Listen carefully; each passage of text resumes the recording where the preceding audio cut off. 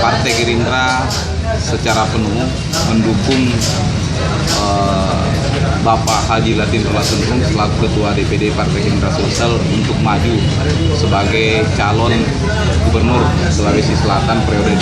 2018-2023.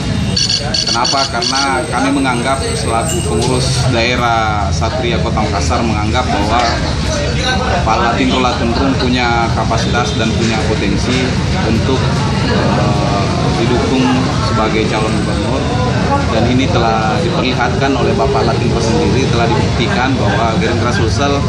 berhasil menguasai 11 kursi DPRD provinsi serta memenangkan 8 pilkada kabupaten atau pilkada serentak yang baru-baru kita laksanakan di Sulawesi Selatan, sehingga ini merupakan menjadi satu tolak ukur untuk kita mengusung atau menyatukan, merapatkan barisan bersama-sama mendukung penuh Bapak Haji Latin Rolatunrung sebagai calon gubernur Sulawesi Selatan yang akan datang.